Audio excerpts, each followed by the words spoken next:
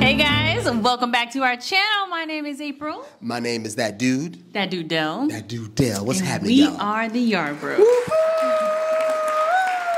So today we are jumping into a topic that is a really big part of our lives. Yeah, man. Airbnb.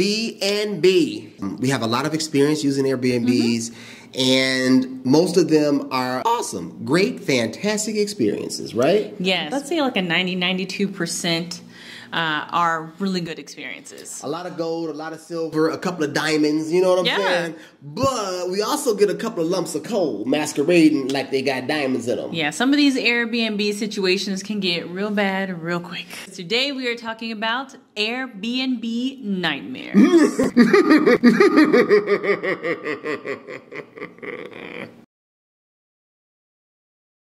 Guys, we are starting out at an Airbnb that we stayed in before we even started living abroad. Throwback. Mexico!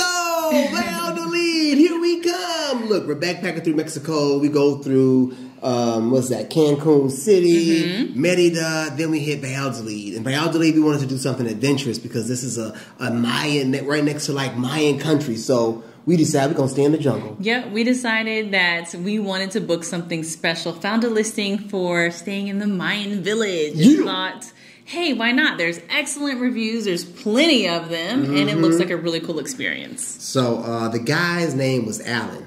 And I remember he was going to pick us up because getting out to his house was, I guess, a big deal.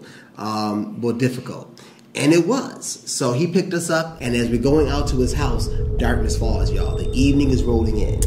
Yes, so we don't get a clear path of where we're going, but we know we're outside of the city. We're not seeing things from Central Valladolid. And it's a long ride. It's a long ride.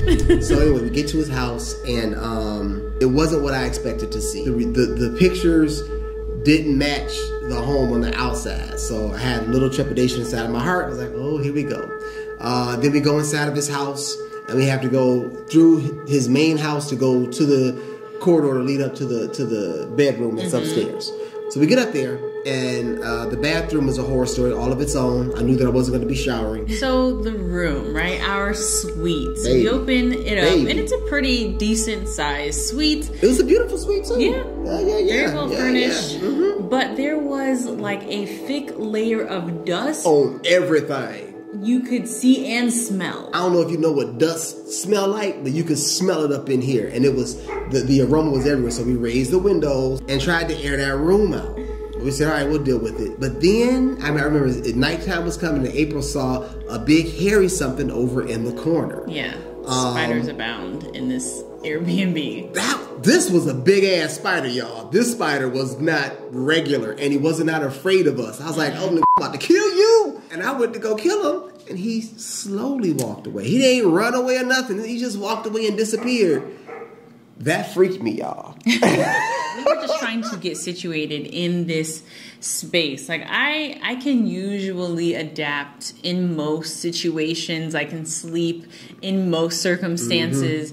But this room and just the dust and the buildup had me coughing, y'all. My lungs could not take it. Look, y'all, I decided to get this jungle suite. This is before we got married because I wanted my wife to be afraid and be climbing up on top of me all night long, yada, yada, yada. Look, it was about to be the reverse, y'all. I was freaked out by this room. Anyway, we end up tucking our pants in our socks, folding the sleeves on our shirts up.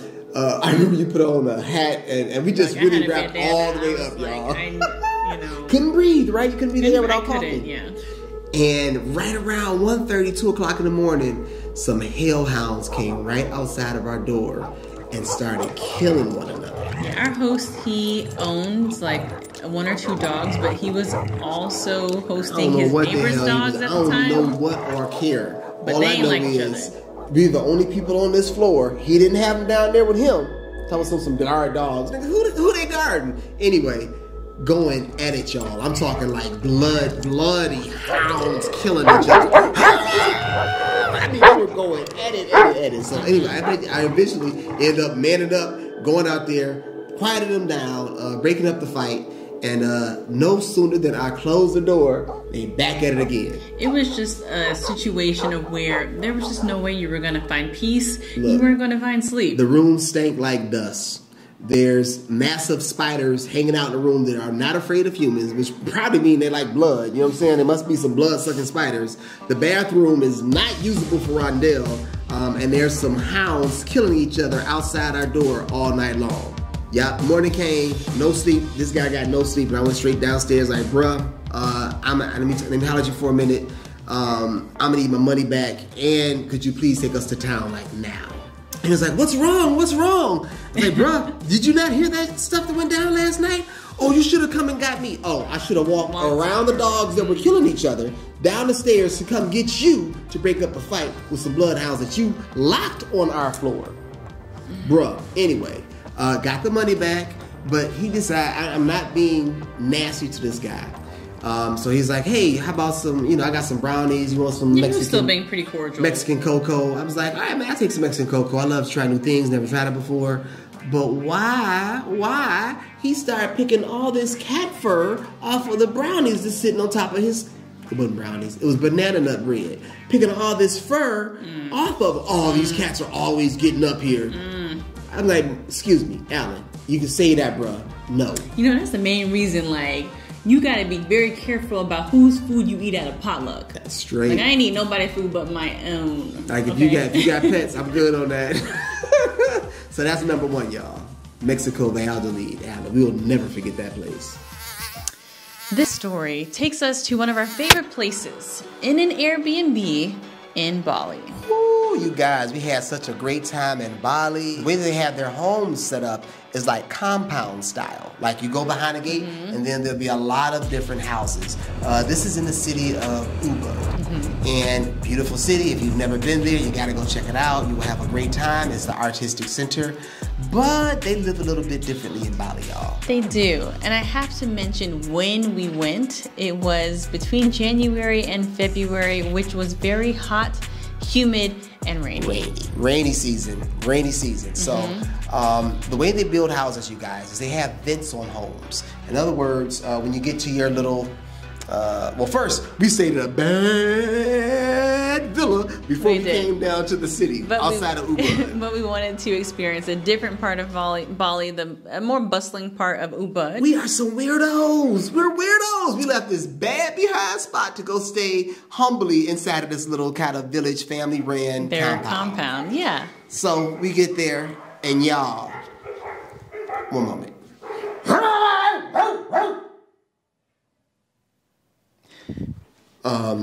Your bird. Fellas. This might be a new Airbnb story. I know, right? This might be one if it's on tonight. Anyway, the way they build their homes, they build ventilation systems into the homes. No screens, just big holes in the wall, y'all. Decorative little holes. Holes to outside. Holes to outside. Now, it's the rainy season, humid, and hot outside. What do you think festers in this kind of environment? Mosquitoes. Mosquitoes like a mug, y'all. And we have a light on inside of our spot. So we go out, we in Bali, so we're out at night. You know what I'm saying? And we come back and we have a light on, getting ready for bed, watching TV, doing all this different stuff. Boy, that first night, it was hell. I don't know if you've been following us, you know how we feel about mosquitoes. You know that if we're in a room and there are 5 mosquitoes, Rondell's gonna have 10 bites on them. And I'm gonna have a few, but they'll always get him first. So we learned some lessons, and we have a little Airbnb survival kit that we keep with us now. Some duct tape, some cardboard paper, and... Some bleach. Some bleach, and where's that little Clorox spray? Oh. Some aerosol spray. This stuff, another critter attack that you will notice, especially in really hot environments, is itty bitty tiny little ants. They are so annoying, but you will wake up and they'll be everywhere if you don't get them under control. If you spray their path with a little bit of this, it confuses them and keeps them out of the way, gets them out of your house. We had a little small ant trouble here, and we just sprayed the area. So one of the first things we do when we land at a spot, first we try to get there early. Then we go through the home to see what we're going to need. If and there then we go, are holes and gaps, we cover those suckers up. Duct tape is your best friend, y'all. I'm telling you. Duct tape done saved my hide on several nights. Especially when you have Airbnbs where there's a huge gap under the door. Under the door, like anything can walk in. And don't be on the first floor with a gap. So look, duct tape, some cardboard, and aerosol spray will save your life. Also, you know, they sell different anti-mosquito remedies depending on where you are. If there's a mosquito problem, the local 7-Eleven, the local store, their local product is probably the best product to have. They know how to deal with them.